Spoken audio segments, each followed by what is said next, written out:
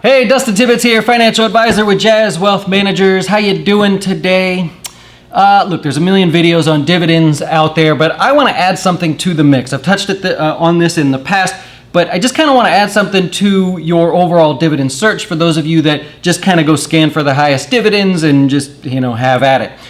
There are some of you that want dividends plus growth, and there are others of you that want dividend with income. That's your goal. And so it really becomes important that you filter out the stocks for each category. So not only do we choose, it's a dividend stock, it pays 5%, I'll take it. You got to take it a step further and analyze what you're trying to do with it. Am I a dividend growth player, or am I a dividend income player, and start to bucket those two types of dividends in there. And I'm going to give you an example today, really simple example, and to do it, I'm actually going to choose lower yielding stocks to show my example here.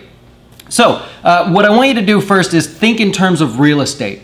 Think of your dividend portfolio as real estate. Would you rather have a condo in Miami that you rent out, and that's where you collect your income from, and that's what you did? Or would you rather have a nice, reasonable house in a suburban neighborhood that's stable in North Carolina, let's say, out of all places, I just guessed, right? You can already kind of picture the difference there. So your Miami condo is going to pay whatever rent you can get, likely a little higher than North Carolina, but also the value of that property is going to move up and down quite a bit. And in the long run, ideally it should grow. It has in history. It'll grow at a faster rate than the property in North Carolina. If we go over to North Carolina, you've got maybe lower rents, more stable rents, but the property value is going to be more stable. It's not going to fluctuate as much because it's a stable neighborhood. It's very, long-standing, big trees, all this great stuff. I'm not a real estate guy. But so the point being, you want to treat your dividend portfolio the same way. Do you want the Miami condo dividend yield,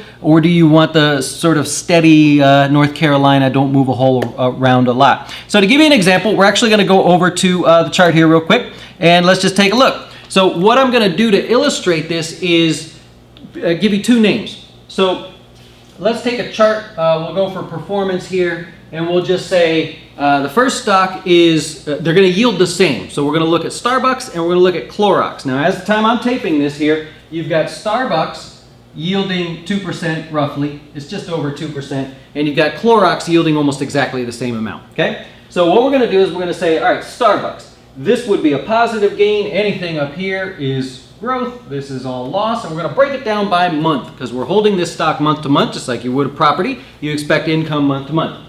So let's say in month number 1, Starbucks yields 4% return. Just the growth, not the dividend here. So keep the dividend aside. That's a given. So you got 4%.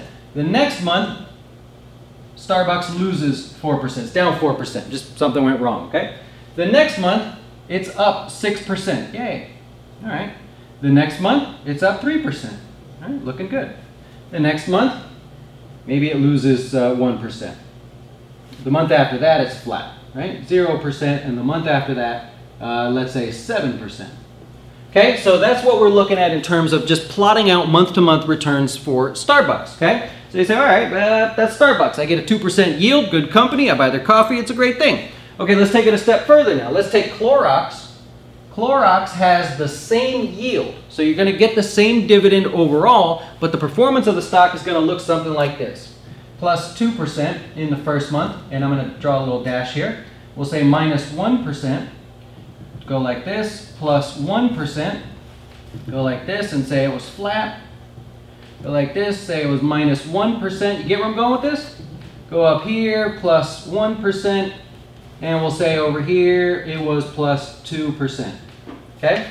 Now hopefully you can see the difference there in the returns. So you've got a stock like Clorox that's not moving around as much. That's your North Carolina property stock. And then you've got Starbucks, which is much more wild and probably will grow a whole lot more in the long run, but that's Miami, right? So you get what I'm saying there? You want to take a look at the difference here in your, I just noticed that, little color difference there. You want to take a look at your stock portfolio and bucket them like that. Which ones are for income and which ones are for growth? If you're closer to retirement and you're just saying, I need to live off dividends, well then it's more important that you go find the Cloroxes of the world that aren't going to be as volatile. That's what I'm trying to explain here. They're not going to wiggle around as much back and forth.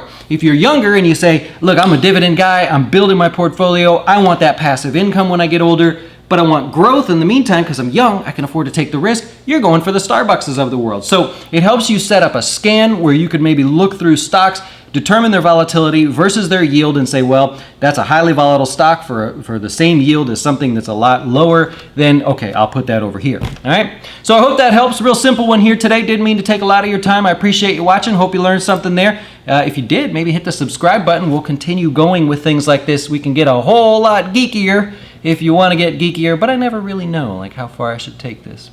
All right. Enjoy your day, and thanks for watching. Why should you choose Jazz Wealth as your retirement or long-term investing service? Our portfolios are managed by us, not some faceless mutual fund manager. Our private classes will teach you everything about investing and getting your dough straight. Best of all, our fiduciary standard means your best interest comes before ours.